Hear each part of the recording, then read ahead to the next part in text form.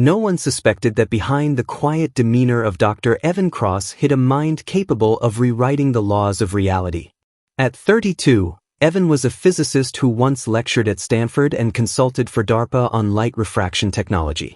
But after years of being dismissed, underpaid, and having his research stolen by corporate interests, Evan vanished from the academic world. What the world didn't know was that he hadn't given up, he was just done playing by the rules. 4 years, Evan worked underground, literally, in a makeshift lab hidden in an abandoned subway tunnel beneath San Francisco. Using salvaged military tech, nanomaterials, and his own theoretical breakthroughs, he crafted what he called the ghost skin. It wasn't true invisibility, but a bending of light using adaptive refraction layers so fine they could be woven into a bodysuit. The prototype had a 20-minute active window before overheating. But for a thief who moved fast and thought faster, 20 minutes was an eternity. Evan didn't steal for wealth. He stole to prove he was right, that the world had underestimated him. His first target was symbolic, a private vault owned by an investor who had once rejected his funding proposal, calling his work science fiction nonsense. The vault was in a high-security building with biometric locks, pressure-sensitive floors, and motion detectors. None of that mattered. At 2:14 a.m., the vault's cameras glitched for precisely 4 seconds. The guards thought nothing of it. A backup generator had been acting up for days. But in that exact window, Evan walked in, unseen, unheard. The ghost skin shimmered faintly under infrared, but no one was looking. Within 12 minutes, he bypassed the internal lock with a handheld code emulator, slipped the drive containing $10 million in cryptocurrency into his pocket, and walked out as silently as he came. The next morning, headlines buzzed with confusion: impossible theft in secure vault, phantom intruder leaves no trace, and most tellingly, digital fortunes vanish overnight. There were no suspects, no signs of forced entry, and no fingerprints. Authorities blamed a sophisticated cyber attack, but Evans smiled quietly in his lab. Let them guess. Over the next 2 weeks, Evans struck twice more, once at a private tech firm that had stolen one of his patents, and again at a government storage facility that had classified some of his earlier work without credit. Both hits were clean. He never took anything traceable, only data drives, secure hard currency, and digital files worth millions. It wasn't just revenge. It was exposure. He wanted those who ignored him to feel powerless, to realize that the very person they had mocked was now 10 steps ahead. But Evan wasn't reckless. Each heist was meticulously planned. He studied guard rotations, analyzed building schematics, and even built small models of target sites in his lab to simulate the break-ins. The ghost skin was just the tool. His real weapon was strategy. Still, after the third job, Evan began noticing something strange. During a recalibration session, he blacked out for a few seconds. When he came to, the recalibration code was wrong, one he'd never written. Another time, he found a glass of water on his bench, but couldn't remember pouring it. Small things. Nothing serious. Or so he told himself. In the shadows of San Francisco, rumors began swirling in certain circles. High-level security experts whispered about a thief with no face, no form, and no digital footprint. The name Ghost began to circulate online. Someone with access to impossible tech, someone the cameras couldn't see. Some believed it was a team. Others thought it was a rogue AI. No one guessed it was one man with a grudge and a mind sharper than any surveillance system. Evan watched it all unfold from the solitude of his lab. He was careful. He left no trail. He never reused entry points. He destroyed all recovered data after transferring it to secure cold wallets. And yet, a part of him enjoyed the growing myth around the ghost. After all, wasn't this what he had always wanted? Not just success, but recognition even if anonymous. Late one night, as he stood before the mirror in his lab, he tested the ghost skin for the 100th time. As it shimmered and activated, he stared at his fading reflection. For a brief moment, it was as if he didn't exist. No face. No body. Just air. It was exhilarating. It was terrifying. And it was only the beginning. The city had started whispering. Not loud enough for the news to pick up, but in quiet backrooms and among elite security firms, The name, the ghost, had weight. It wasn't just a myth anymore, it was a problem. Dr. Evan Cross had now pulled off 5 impossible heists in 5 different cities: San Francisco, Los Angeles, Seattle, Phoenix, and Denver. Each hit was planned with ruthless efficiency, always silent, always clean. Even federal agencies had started investigating after classified military research went missing from a defense contractor's vault in Arizona. There were no broken locks, no digital footprints, and most importantly, no leads. To Evan, each heist felt like a chess move. He was no longer just stealing for revenge. He was testing boundaries, seeing how far his invention and his mind could go. The thrill was no longer in the money. It was in the perfect execution of something no one else on Earth could achieve. But the ghost skin wasn't perfect. After the Denver job, something strange happened. Evan returned to his lab and collapsed. For almost 3 hours, he was unconscious. When he awoke, his hands were trembling, and he had no memory of driving back. The suit was still active, glitching faintly as it hovered between visibility and complete transparency. He ran diagnostics. The nanofibers were deteriorating faster than predicted.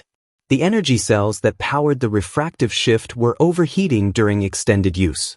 And worst of all, the suit's effect on his cognitive functions was growing more severe. He had always known the risk. Bending light meant manipulating electromagnetic fields at extreme levels. The human brain wasn't designed to be exposed to that kind of distortion repeatedly. Evan shrugged it off. 1 or 2 blackouts didn't matter. He just needed to limit usage, maybe improve the shielding, tweak the neural dampeners. He kept telling himself that. But the hallucinations began soon after. At first, it was subtle. Shadows moved where they shouldn't. He'd hear a faint whisper when the lab was silent. Then one night he saw someone standing at the end of his hallway. A man in a black suit. Just standing there, still as stone. Evan froze. But when he approached, the figure vanished like smoke. He rewound the lab's security feed. Nothing was there. But Evan knew what he saw. Or thought he did. Despite all this, he pushed forward. His next target was ambitious. A high-security vault buried inside a private bank in downtown Chicago. Rumor had it the vault held untraceable bearer bonds and encrypted data worth over $50 million. For most thieves, it was a death sentence. For Evan, it was a challenge. He studied for weeks. Watched staff movements, analyzed blueprints, even hacked a janitor's badge to test internal scans. His plan was flawless. He would enter during a software update window when all security systems briefly rebooted. The entire job would take 13 minutes. And it almost worked, until minute 9. As Evan slid open the final lock, a piercing sound rang in his ears. He staggered, grabbing his head. It wasn't an alarm. No one else reacted. But to him, it felt like a freight train was inside his skull. He dropped his decoder. His hands shook uncontrollably. The suit's display blinked red. The timer was off. Time was slipping. He pushed through. Grabbed what he came for. Exited the vault, heart pounding. But the exit sequence had shifted. A security guard walked into the corridor he had already cleared. There was no time to reprogram a new route. He stood still, motionless, breath held, as the guard passed just inches from him. The ghost's skin held. But barely. Once outside, Evan tore the suit off in his car. He was sweating, shaking, teeth chattering as if he had hypothermia. His vision blurred. For a full hour he sat there, not knowing where he was or what day it was. Back in the lab, he ran a full-body scan. The results were worse than he feared. Microlesions in brain tissue, minor hemorrhaging behind the eyes, and synaptic delays. The suit wasn't just pushing his mind, it was breaking it. Evan sat in silence, the medical data glowing in front of him. He realized something chilling. If he kept going, the invisibility wouldn't just be a function of the suit. He himself would start disappearing, mentally, then physically, piece by piece. But stopping? That didn't feel like an option anymore. He'd built a myth. He was the ghost. The world was finally paying attention. Even though they didn't know his name, they feared what he had become. If he vanished now, the story would fade. He couldn't allow that. So he did the only thing he knew how to do. He planned one final heist. The biggest, most publicized job yet. A statement to the world. A museum gala in Washington, D.C., filled with billionaires, politicians, and international art. Inside, a newly acquired microdiamond sculpture worth $120 million. Surveillance would be at its highest. The risk would be enormous. But for Evan, it was the only move left on the board. He activated the countdown. He had 7 days to perfect the plan, one last time. But deep down, a question gnawed at him. What happens when the ghost can't come back? The museum gala in Washington, D.C., was everything Evan had anticipated. Elite guests, flashing cameras, state-of-the-art security. It wasn't just an exhibition of art, it was a showcase of power. Politicians rubbed shoulders with those. Billionaires stood sipping champagne in front of priceless artifacts. And in the center of the room, lit by a rotating column of LED lights, stood the microdiamond sculpture, the spark of infinity. $120 million. That was the prize. But for Evan, it wasn't about the money anymore. It was about legacy. This would be his final act, the kind of heist that would go down in history. One last job before the cost of using the suit became irreversible. The medical scans were clear. His brain could not take another overload.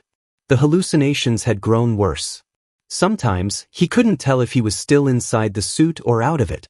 But he didn't care. He had accepted that there was no turning back. The ghost's skin was now patched with experimental graphene layers to resist heat buildup, and he had shortened the active window to just 12 minutes to minimize risk. Every move had to be perfect. There would be no room for improvisation, no second chances. At exactly 9:42 p.m., during a scheduled presentation that would dim the lights for a historical video montage, Evan activated the suit. He moved through the security corridor like liquid shadow. His breathing was calm, controlled. The guards were distracted by the speeches. Laser grids shut down for their programmed maintenance cycle. The ghost passed through them like vapor. 7 minutes in, he reached the sculpture. It was suspended in a pressure-sensitive glass enclosure surrounded by thermal detectors. But Evan had already rehearsed this dozens of times in a full-scale replica built in his lab. Using a custom device that mimicked environmental readings, he seamlessly swapped the sculpture with a lightweight decoy identical in size and shape. No alarms. No glitches. Just smooth, clinical execution. But as he turned to leave, something shifted. A ripple. A blink. For a fraction of a second, the suit flickered. Not a full failure, but enough to make Evan freeze. His vision pulsed with static. In his left ear, a high-pitched tone returned, the one that usually preceded a blackout. Not now, he told himself. He pushed forward, forcing his body to move. Every step felt heavier. His heartbeat no longer matched his pacing. It was racing ahead, panicking, while his legs lagged behind like they didn't belong to him. Then he saw her. A little girl, no more than 10, standing at the edge of the gallery hall with her family. She wasn't supposed to be there. The floor had been cleared for security, but somehow, she'd wandered back early. And in that flicker of a moment, the one where his suit failed for half a second, she saw him. Their eyes met. Hers widened in confusion, then fear. Evan wasn't sure what she saw. A shape? A shimmer? A man who didn't belong? He turned and ran. Alarms blared. Someone had noticed a fluctuation in the thermal field. The decoy sculpture hadn't matched exact parameters, despite his calculations. Evan's 12-minute window was closing, and fast. He sprinted through the exit tunnel, the suit flickering like a dying light bulb. His muscles screamed. His vision blurred. Twice, he nearly collapsed. But somehow, he made it to the van parked 3 blocks away. He stripped the suit off mid-drive, tossing it into the back. It smoked slightly, almost as if the fabric itself were decomposing. 30 minutes later, Evan reached the lab. He sat in silence, blood pounding in his ears. On the table before him was the sculpture, still glowing faintly in the low light. A perfect job from the outside. But inside, he knew something had changed. He turned to his workstation and opened the lab camera feed. Rewinding to the moment of the girl's gaze, he paused. She had definitely seen something. And he knew the media would be flooded by morning with interviews, theories, and grainy images. The legend of the ghost would grow, but so would the pursuit. Evan stared at the ghost's skin draped across a steel table. It looked worn now, frayed at the seams, the refractive mesh dulled. Just like him. He opened a recording app and began speaking. If anyone finds this, I want them to know, it was never about the money. I just wanted to be seen. I spent my whole life invisible to the world, even when I was right in front of them. And the irony is, when I finally got their attention, it cost me everything. He ended the recording. Then he stood up, took the sculpture in his hands, and placed it in a reinforced case. He walked out of the lab for the last time. No destination. No plan. No intention of ever using the suit again. Some say the ghost was never caught. Some believe he died. Others think he's still out there, waiting for the perfect moment to reappear. But one thing was certain. The man who mastered invisibility was finally seen.